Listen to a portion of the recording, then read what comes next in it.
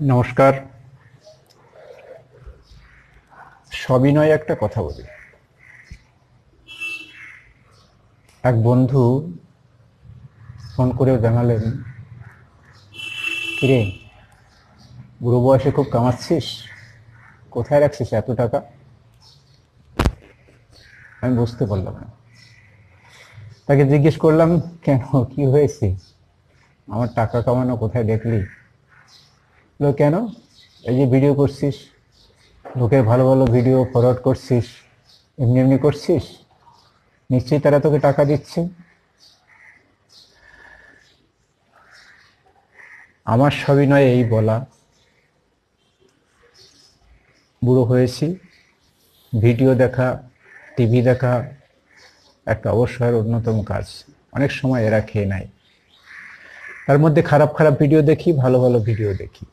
কিছু ভালো ভিডিও আমার চ্যানেলের মাধ্যমে প্রমোট করতে চাইছি না, উনি যেটা বলতে চেয়েছেন সেইটা নয়। আমি স্বইচ্ছায় সেই ভিডিওগুলো আপনাদের কাছে আনতে চাইছি, যদি কারো কোনো কাজে লাগে, সে রাজনীতি হোক, কর্মনীতি হোক, যাই হোক। গত ভিডিওতে কাজের চ্যানেল এর খবর দিয়েছিলাম, কেউ দেখেনি। হ্যাঁ, 3 জন দেখেছে। আর এই 3 জন আমার প্রায় মুখস্থ। যারা দেখে আমার ভিডিও করলেই, যারা 3, 4, 5, 7 জন দেখে, তাদের ভিতরে এই 3 জনকে আমি ধরে নিতে পারি। আমি অবশ্য জানি না কে কে দেখেছে, কিভাবে, আমি জানি না, মানে আমি বের করতে পারি না। ওই চ্যানেলটা যদি আপনার প্রিয়জন কেউ থাকে, যারা চাকরি খোঁজে, কাজ খোঁজে, যারা টেকনোলজি নিয়ে নানা অসুবিধার সম্মুখীন হয়, এখন তো টেকনোলজির যুগ, তারা ওই চ্যানেলের মালিকের কাছে প্রশ্ন করতে পারে, তিনি জবাব দেবেন।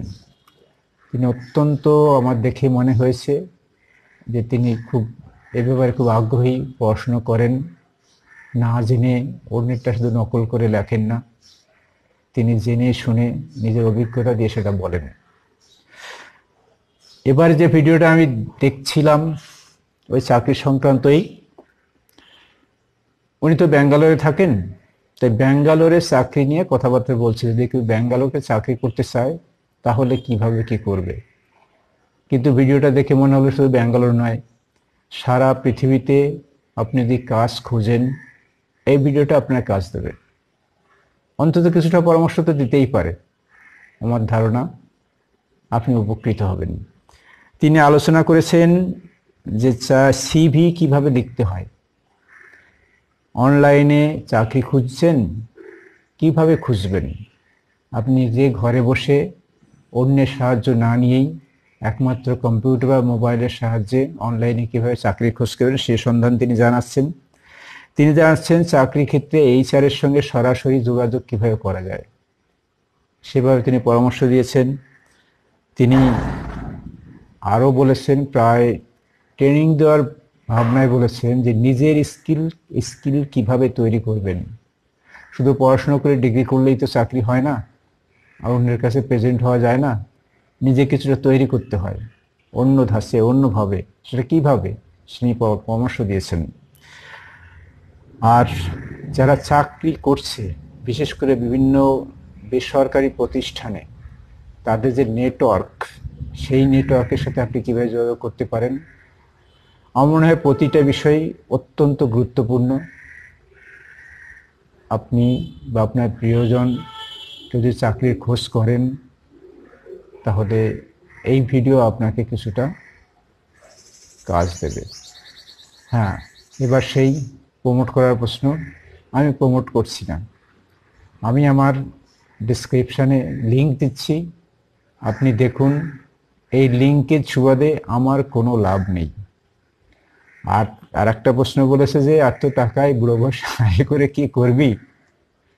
আসলে সত্যি যদি টাকা পাই, ব্যয় করার প্রচুর জায়গা আছে।